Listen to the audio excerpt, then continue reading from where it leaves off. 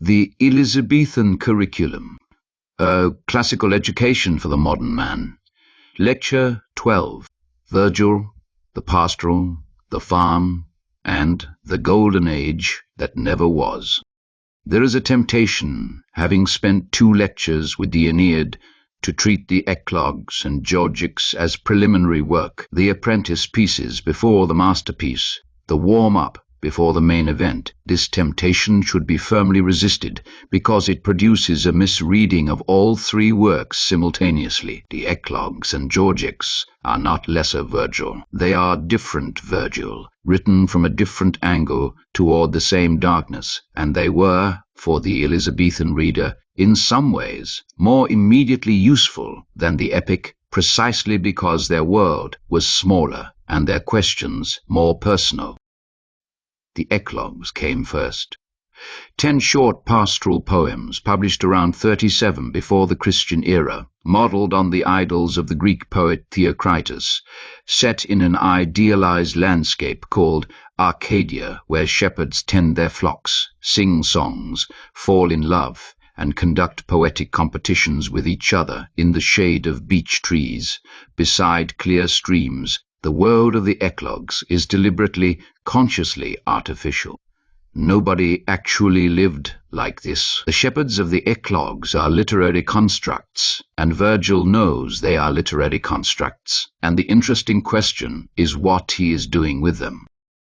The answer begins with the first eclogue, which opens the sequence with an image that establishes immediately that the Arcadian idyll is not a refuge from the real world, but a frame through which the real world is being examined. 2 shepherds meet.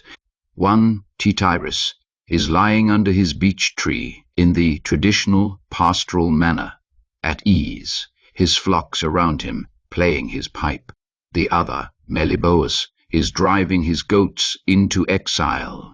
His farm has been confiscated. He is leaving the only place he has ever known, and he does not know where he is going. And the poem is the conversation between them, the man who kept his land and the man who lost his, each looking at the other's situation with a mixture of sympathy and incomprehension. Tityrus kept his land because a young man in Rome, he says, granted him his freedom. The young man is almost certainly Octavian, soon to be Augustus. Melibœus is one of the farmers displaced by the veterans' land distributions, the same distributions that had threatened Virgil's own farm. The pastoral idyll contains, from its very first poem, the political catastrophe that surrounds it. Arcadia is not a world without suffering. It is a world in which suffering is present, but held at a certain distance, viewed through a particular kind of attention that the pastoral mode makes possible. This is what pastoral does, and it is why the Elizabethans valued it so highly and practiced it so extensively. Pastoral is not escapism.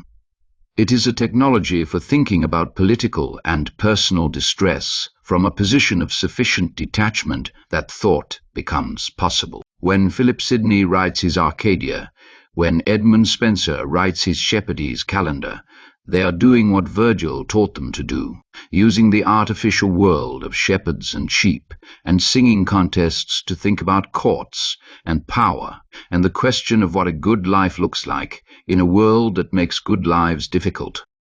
The Elizabethan court was a place of extraordinary danger and equally extraordinary artifice.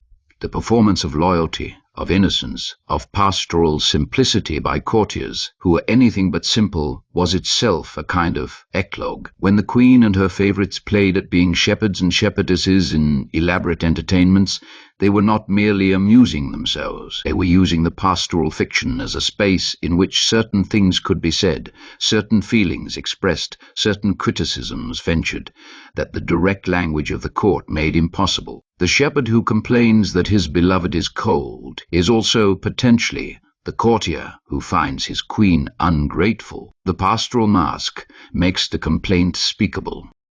Virgil understood this mechanism perfectly. The 4th eclogue is the most famous example. It predicts the birth of a child who will inaugurate a new golden age, a return of the reign of Saturn, a time of abundance and peace, and the end of the Iron Age of strife. The poem is addressed to the consul Pollio and seems to be responding to some specific political event, possibly the Treaty of Brundisium in 40, before the Christian era, which temporarily reconciled Antony and Octavian and briefly made it seem possible that the civil wars might actually end.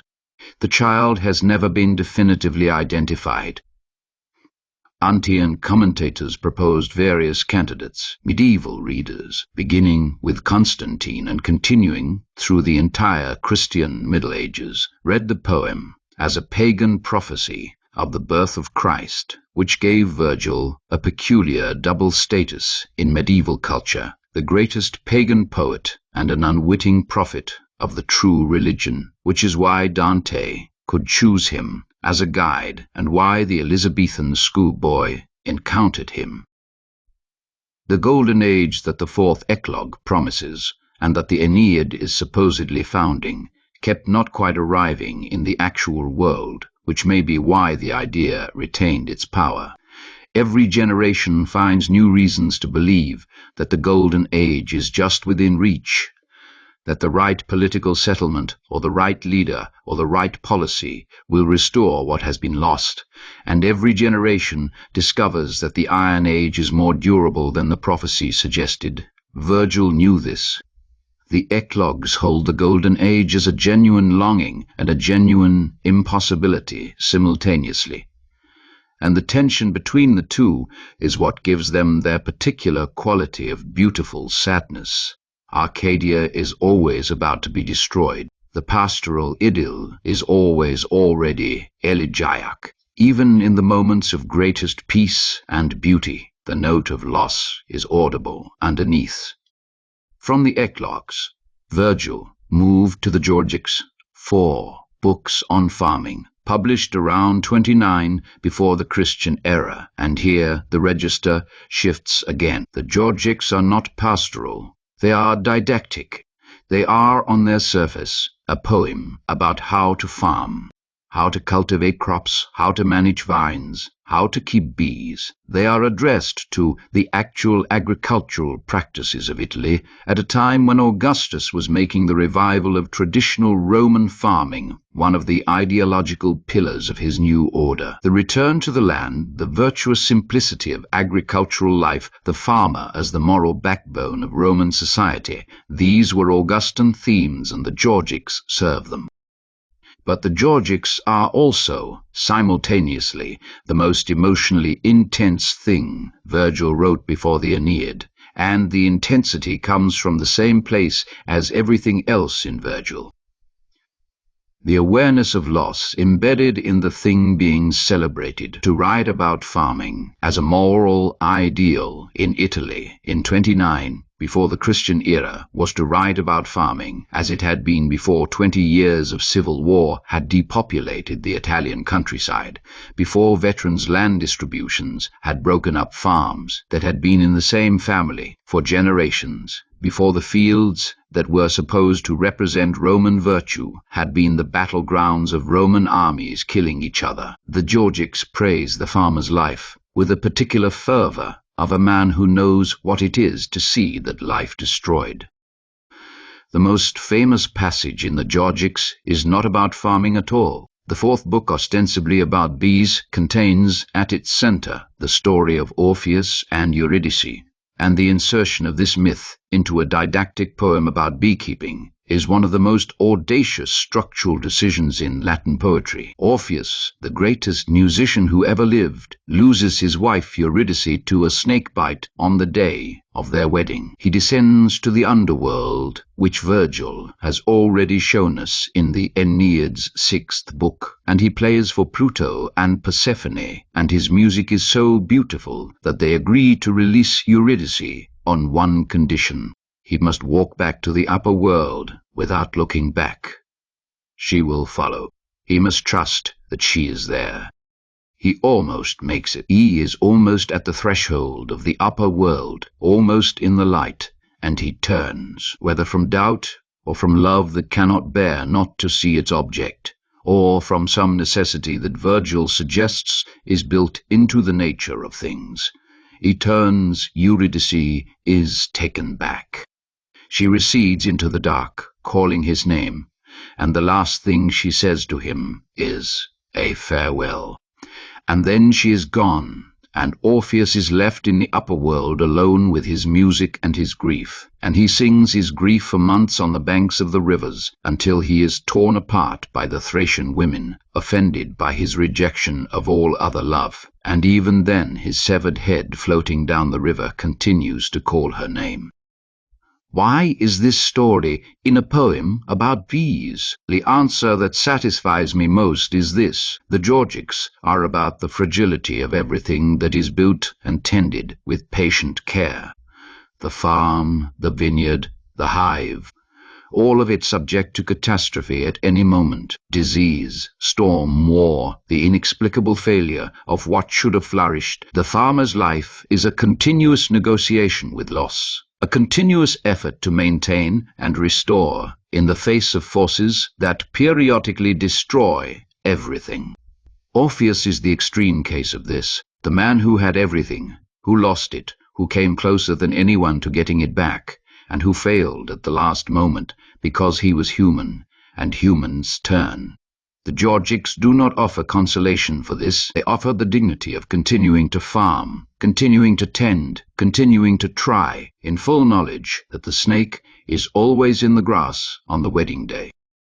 The Elizabethan reader, who had been through the Eclogues and Georgics before opening the Aeneid, had already been given, in smaller and more intimate forms, every major theme the epic would develop. The political catastrophe visible through the pastoral frame, the golden age always promised and never quite arrived. The patient work of building something in a world that destroys what is built, the figure who must go forward without looking back, and the catastrophic cost of turning. These are the Aeneid's themes. Virgil prepared his reader for them before they arrived. And he prepared the Elizabethan reader for something more immediate. The court of Elizabeth was full of men and women who understood, at a level they could not always articulate, that they were living in a version of the Eclogues, that the pastoral entertainments and the carefully managed imagery of the Virgin Queen and her faithful shepherds was a fiction that contained within it, for those with eyes to see, the real political landscape in all its danger and uncertainty.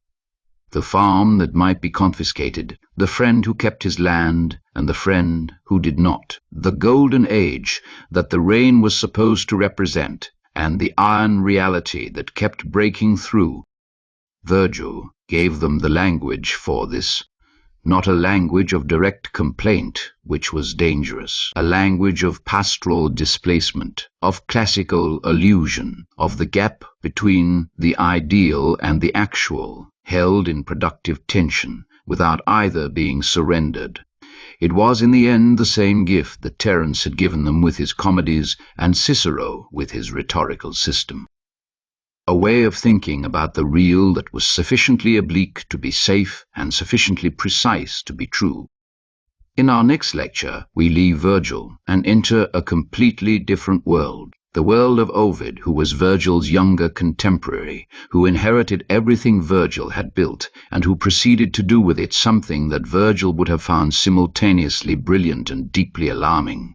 Ovid is the poet of transformation, of wit, of the erotic and the mythological, and the playfully subversive, and he is in many ways the most immediately pleasurable of all the authors in this curriculum. He is also, as Augustus eventually decided, the most dangerous.